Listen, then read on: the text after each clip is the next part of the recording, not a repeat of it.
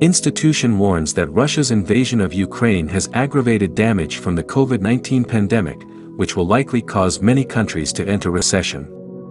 On June 7, the World Group made a very important announcement.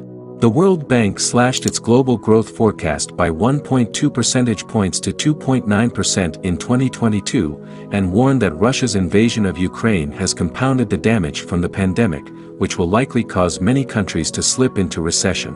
The world and the global economy was getting back to how it was before the pandemic that affected the entire world, but the Russian invasion of Ukraine has amplified the slowdown in the global economy, which is now entering what could become a prolonged period of weak growth and high inflation, the World Bank said in its Global Economic Prospects report.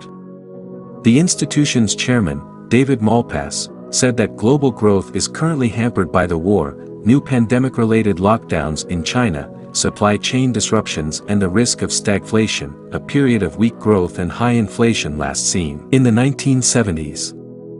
The danger of stagflation is considerable today, Malpass wrote in the report's preface.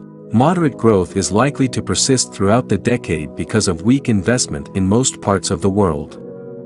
With inflation now reaching multi-decade highs in many countries and supply expected to grow slowly, there is a risk that inflation will remain more pressured for longer. The World Bank's June Global Economic Outlook report provides the first systematic assessment of how current economic conditions compare with the stagflation of the 1970s, with an emphasis on the impact it can have on emerging markets and developing economies.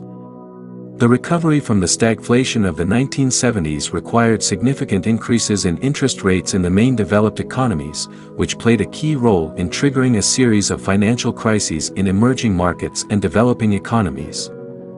What is World Bank? The World Bank is a financial institution composed of more than 180 countries with the objective of allocating loans to underdeveloped or developing nations, based on the roots of neoliberalism. This is because all bank customers must be members, but not all members are customers, as there are countries that have never needed money, such as the United States, Canada, United Kingdom and Germany. The collaborations of each country happen according to their economies, an aspect that influences the internal votes on the decisions to be taken. Thus, the World Bank also has a political bias, with the United States being the main financier. That is, the North American nation also has the greatest power within the institution. And its main objective is to fight poverty on the planet, helping countries to develop economically. So what to expect from the economic future of the world? Some continents and countries in the world are suffering. The regional economy of Europe and Central Asia is expected to contract by 2.9%, following growth of 6.5% in 2021, recovering slightly to an increase of 1.5% in 2023. In Latin America and the Caribbean, economic activity is expected to slide to just 2.5% growth this year and slow further to 1.9% in 2023, the bank said. On the other hand, the Middle East and North Africa would benefit from rising oil prices, with growth of 5.3% in 2022.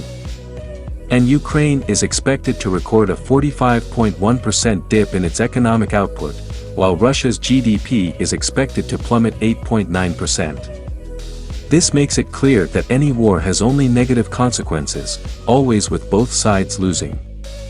As Benjamin Franklin said, there has never been a good war or a bad peace.